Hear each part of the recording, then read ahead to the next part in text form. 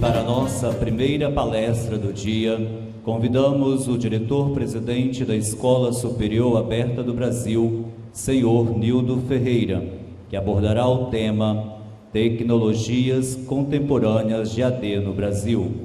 Panorama do histórico desde o início da utilização do quadro negro até as modernas tecnologias contemporâneas de AD pela internet e perspectivas presentes da utilização do LMS e do ERP em uma única plataforma. Com nossos aplausos, vamos receber o senhor Nildo Ferreira.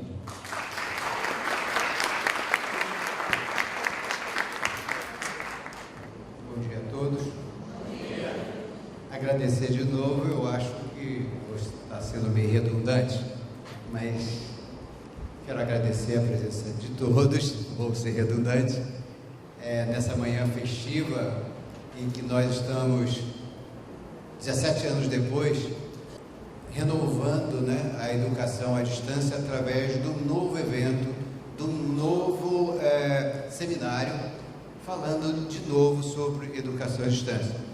Fico feliz porque eu estou vivo até hoje, passados esses 17 anos. Interessante também que naquela ocasião, nós, como a professora citou, pouco se falava de educação à distância. Então, 17 anos atrás, nós quase não tínhamos nem internet. Não tinha nada de internet. Celular também. Então, era uma coisa muito incipiente, muito no começo, Então, mas de qualquer forma, é de uma certa forma emocionante saber que participamos, a ESAB participou 17 anos atrás, foi uma das precursoras do EAD, e teve a coragem de botar a cara à frente, de ser a primeira a vir para um evento público no Centro de Convenções de Vitória, numa manhã festiva, eu não me lembro exatamente qual foi o dia, mas foi um dia festivo como é um dia festivo hoje. Esse dia hoje, ele tem como especial a gente voltar, mas não daquela forma como eu falei há 17 anos atrás, quando eu falei de uma educação à distância incipiente, uma educação que estava começando, uma educação que se falava em fascículo, em algumas instituições conhecidíssimas que já trabalhavam há dezenas de anos na educação à distância, por aquele processo do sistema do envio do fascículo, Então, naquela ocasião, a ESAB também seguia essa mesma linha, Então, ela teve que evoluir com o tempo, não teve jeito, Nós tínhamos que buscar novas informações, tivemos que ir a muitos países, aí visitar diversas universidades, mais à frente mostrarei a vocês, e isso tudo fez com que nós também evoluíssemos, Como a professora citou, a ESAB hoje tem polos de apoio em todos os estados, e ela não concluiu, mas tem mais em 20 países, incluindo todos de língua portuguesa. Então, é uma instituição, entre aspas, considerada pequena, comparada aos grandes players de mercado.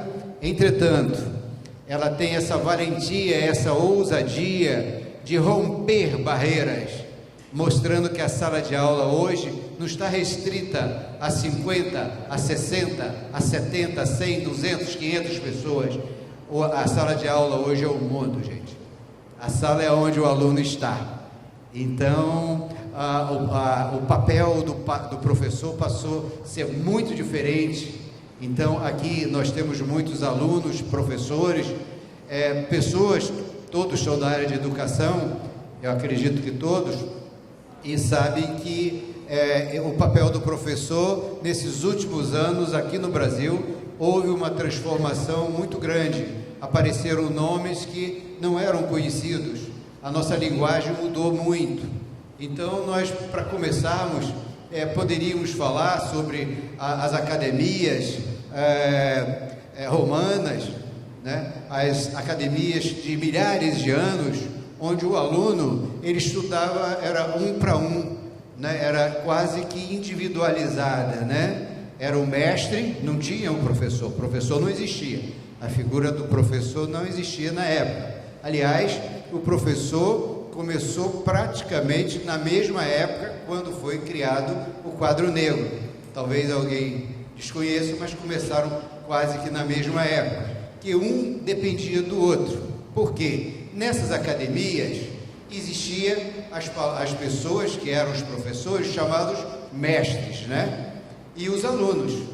Então, durante muito tempo, o mestre ficava falando para uma pessoa, para um aluno. Quando esse aluno era chamado de discípulo, né? Era o mestre e o discípulo, ou seja, o professor e o aluno. Olha que nomes diferentes, né? Isso não faz tanto tempo, foi ali no início do século XIX.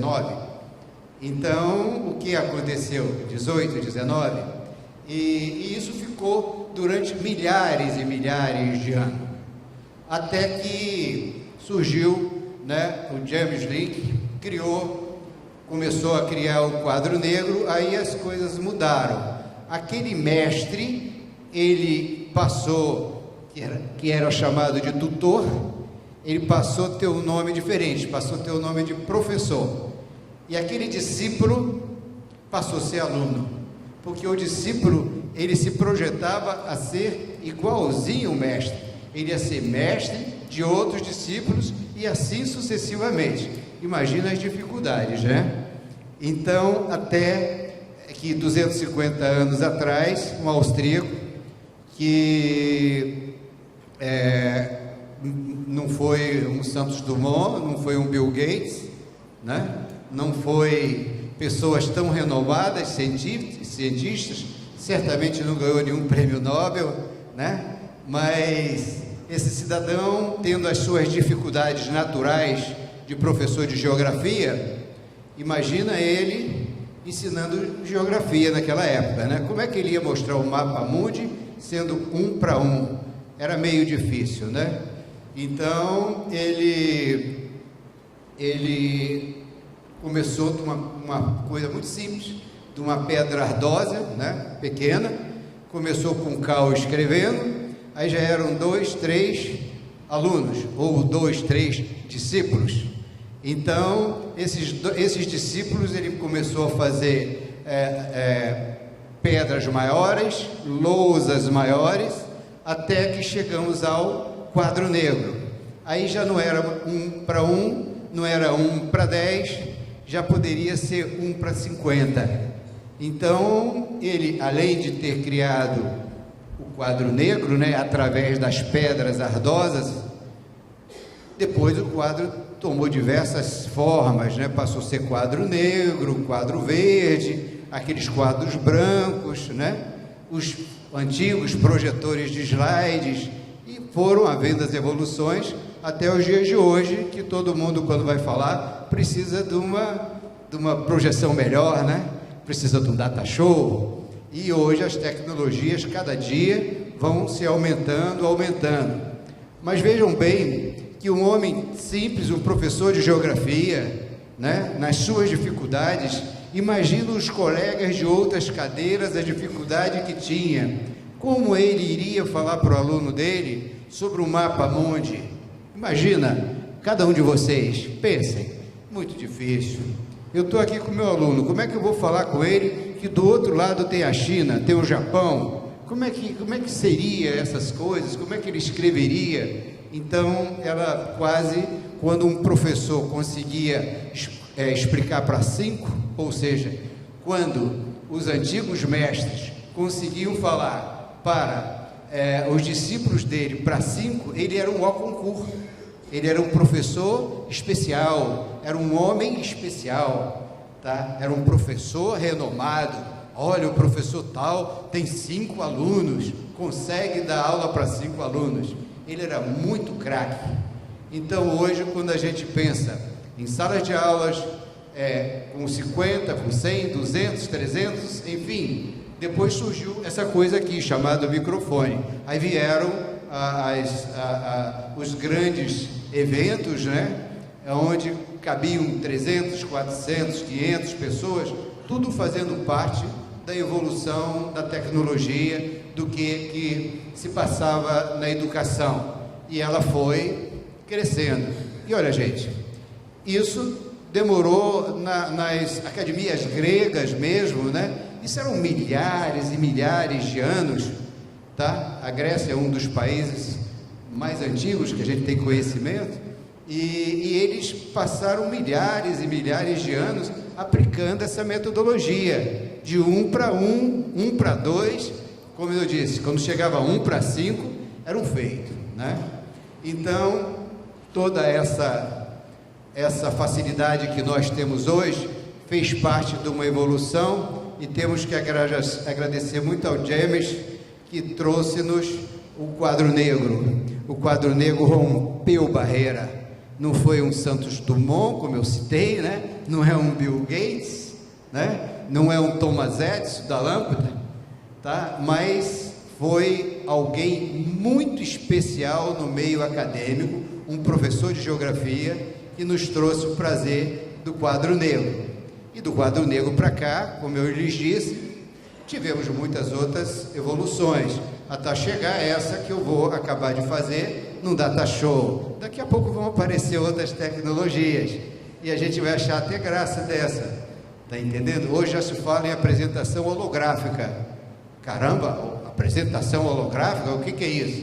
Hein, Paulinho?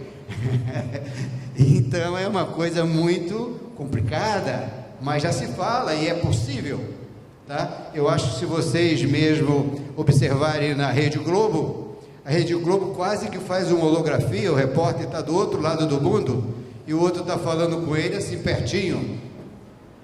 Não é verdade? Eu acho que vocês devem estar observando. Que tecnologia é essa que os dois estão falando assim de pertinho, como se estivesse daqui para aí, David, pertinho, né?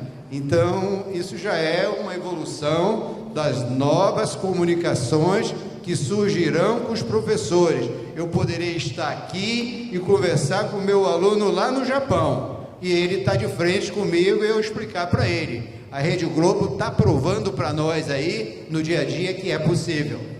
Tá? Então, disso tudo, gente, quando eu disse da minha alegria, da minha felicidade, em 17 anos, estar diante de um evento, do primeiro, nós falamos que é o segundo, porque é o segundo realmente. Nós tivemos diversos outros eventos aqui na ESAB, mas foram eventos nossos, né? Não eventos abertos ao público como é hoje. Foram eventos que participaram só os funcionários, os professores, mas eu vou contar um pouquinho dessa evolução da qual a ESAB também faz parte.